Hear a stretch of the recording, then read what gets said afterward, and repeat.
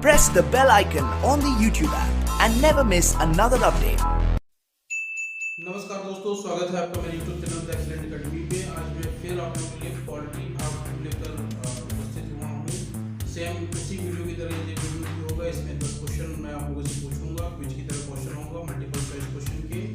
आपके सामने ऑप्शंस रहेंगे और आपको सही जवाब देना होगा। 10 क्वेश्चन का अवलोकन जरूर करें क्योंकि ये परीक्षाओं में आते हैं। और हो सके तो कमेंट बॉक्स में अपने कितने प्रश्नों के सही जवाब दिए इसको कमेंट में जरूर। तो चलिए शुरू करते हैं। हमारा जो प्रश्न है, सबसे पहला प्रश्न है हमारा कि भारत का नियंत्रक एवं महालेखा परीक्षक, भारत का नियंत्रक एवं महालेखा परीक्षक की नियुक्ति कौन करता है? आपके ऑप्शंस है भारत का प्रधानमंत्री, राष्ट्रपति, वित्त मंत्री या फिर लोकसभा। तो इस प्रश्न का जो सही उत्तर होगा वो होगा राष्ट्रपति। सीएजी की नियुक्ति राष्ट्रपति करता है। चलिए अगले प्रश्न की ओर चलते हैं। भारत में कई सारी पार्टियां हैं जो अलग अलग राज्यों में अपने चुनाव लड़ती हैं और केंद्र पर भी वो केंद्र सरकार में भी अपनी सरकार बनाने के लिए वो चुनाव लड़ती हैं। तो प्रश्न इसी से जुड़ा हुआ है कि भारत में राष्ट्रीय पार्टी के रूप में जाने जाने के लिए, मतलब पहचान पाने के लिए एक राजनीतिक पार्टी स्वतः ही कब योग्य हो जाएगी यदि उसने कम से कम कितने राज्यों में पार्टी के रूप में कार्य किया हो? आपके ऑप्शंस आपके सामने हैं।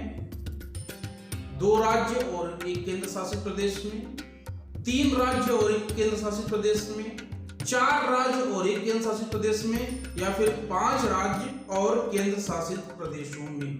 तो इस प्रश्न का जो सही उत्तर होगा वो ऑप्शन सी होगा। 4 राज्य और केंद्र शासित प्रदेशों में कम से कम पार्टी का प्रतिनिधित्व होना चाहिए। संसदीय प्रकार की सरकार की एक प्रमुख विशेषता क्या है? आपके ऑप्शंस आपके सामने हैं। कार्यपालिका का नियत कार्यकाल, कार्यपालिका लोगों के प्रति उत्तरदायी होती है, कार्यपालिका विधानमंडल से अलग होती है, या फिर ऑप्शन डी विधायिका के समक्ष कैबिनेट का उत्तरदायित्व। तो इस प्रश्न का सही उत्तर ऑप्शन डी ही होगा कि विधायिका के समक्ष कैबिनेट का उत्तरदायित्व होना चाहिए। चलिए अगले प्रश्न की ओर चलते हैं। निम्नलिखित में से किस देश का संविधान अलिखित है? आपके ऑप्शन आपके सामने हैं। यूएसए, यूके, भारत या फिर पाकिस्तान। तो इस प्रश्न का जो सही उत्तर होगा यूनाइटेड किंगडम अर्थात यूके होगा। निम्नलिखित में से कौन से विषय समवर्ती सूची में आते हैं? आपके ऑप्शंस आपके सामने हैं। व्यापार संघ, नागरिकता, निजी सरकारें या फिर अंतरराज्यीय नदियां। तो इस प्रश्न का जो सही उत्तर होगा वो व्यापार होगा। व्यापार समवर्ती सूची में आता है। भारतीय संविधान को मूल रूप से कितने भागों में विभाजित किया गया है? आपके ऑप्शंस आपके सामने हैं। 16, 24, 25 या फिर 22 भाग। तो सबको पता है हमारे संविधान में कुल 22 भाग हैं और कुल मिला के 12 अनुसूचियां हैं। तो इस प्रश्न का सही उत्तर 22 भाग होगा। चलिए अगले प्रश्न की ओर चलते हैं। भारतीय योजना आयोग का नाम तो आप लोगों ने सुना ही होगा। अब जाके 2015 में इसको नीति आयोग नाम दे दिया गया।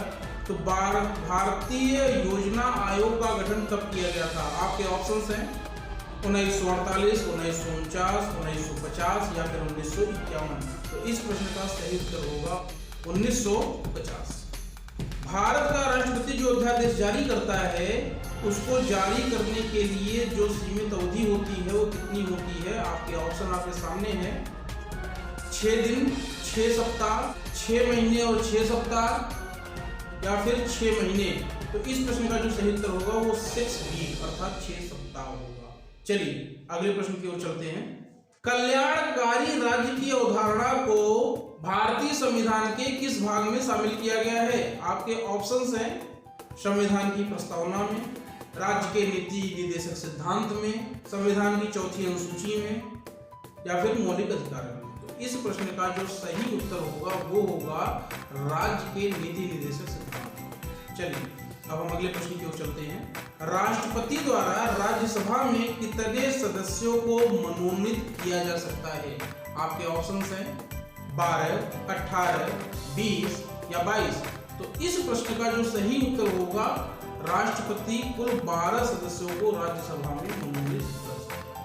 राज्यसभा में कुल सदस्यों की संख्या 250 से अधिक नहीं हो सकती है। इन 250 में से 12 सदस्यों को राष्ट्रपति को मनोनीत करने का अधिकार दिया गया है। वो ये 12 सदस्य ऐसे लोग होते हैं जो विज्ञान, कला, साहित्य और समाज सेवा में जिनका उत्कृष्ट योगदान होता है, ऐसे लोगों को राष्ट्रपति मनोनीत करते हैं। तो ये 10